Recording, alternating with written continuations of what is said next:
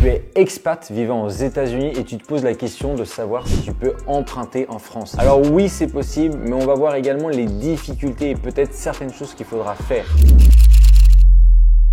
Je m'appelle Frédéric, d'Imo pour expat et j'aide les expatriés à investir dans l'immobilier en France. Tu peux t'abonner à ma chaîne, je sors une vidéo par semaine sur l'investissement immobilier en tant qu'expatrié. Est-ce que le rêve américain existe toujours? Ça, c'est peut-être à toi de me le dire, mais en tout cas, moi je sais que le rêve américain peut avoir des conséquences sur le financement. Pourquoi? Les États-Unis, en 2010, ont sorti une loi qui s'appelle FATCA, Foreign Account Tax Compliance, un mot assez barbare, pour en fait éviter l'évasion fiscale. Alors un petit peu d'historique, tout remonte à quand les États-Unis et l'administration fiscale découvrent que plus de 50 000 Américains possèdent des comptes offshore auprès d'UBS. À partir de là, forcément, les États-Unis ont décidé de créer cette loi-là pour éviter ce genre de comportement. Concrètement, cette loi impose aux banques l'obligation de transmettre toutes les données qu'ils ont concernant soit les citoyens américains ou les résidents fiscaux aux États-Unis, ce qui est ton cas si tu es expat américain. Alors en créant ce dispositif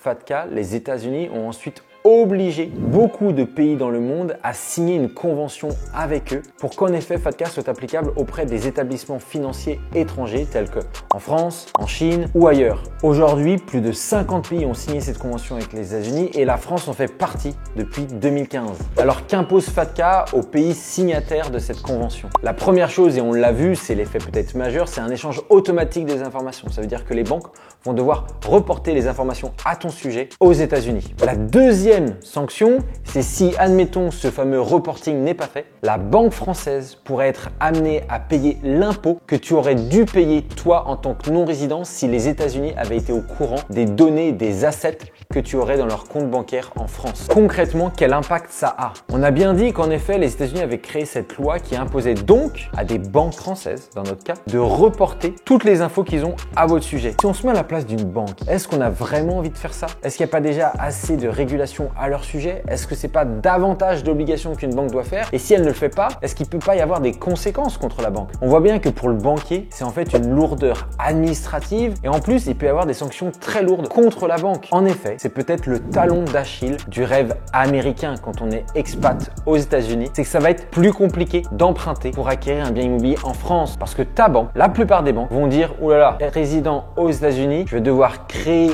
et reporter à l'administration fiscale toutes les informations à votre sujet, ça va être compliqué et si je le fais pas, tu vas avoir des problèmes. Il est là le souci. Maintenant, je te rassure, c'est quand même possible d'emprunter mais pas dans toutes les banques. Ce qui s'est passé suite à ces obligations-là, ça a été un espèce de tremblement de terre pour les banques et les expats américains. En effet, beaucoup de banques ont décidé tout simplement de fermer le robinet bancaire et l'ouverture de comptes bancaires aux expats américains et même aux nationaux américains. Dès lors, tu ne pourras pas te tourner vers toutes les banques parce que comme je te l'ai dit, certaines banques ont tout simplement fermé le robinet. Maintenant, ce n'est pas le cas de toutes les banques. Les banques qui ont décidé d'ouvrir la possibilité aux non-résidents qui sont situés aux États-Unis, il y en a plusieurs. Mais ces banques-là, le problème, c'est qu'elles vont être en situation de force. Donc, il est vrai que dans la plupart des cas, en tant qu'expat américain, tu auras un prêt immobilier un peu moins intéressant. Maintenant, rassure-toi, j'ai aussi créé des hacks spécifiques et une méthodologie pour faciliter le financement quand tu es expat américain et contrecarrer un peu ces problématiques-là. À ce sujet, j'ai créé un classement des meilleures banques qui prêtent aux expatriés. Je t'invite à le télécharger, il est dans le lien de la description de cette vidéo et tu en sauras beaucoup plus pour savoir auprès de qui potentiellement tu dois tourner ta demande de financement. Alors la situation elle est comme ça, maintenant c'est pas impossible. Ce que je te conseille de faire au préalable, c'est déjà te former, avoir les connaissances pour être préparé et ensuite mâcher le travail au banquier, prépare un dossier béton,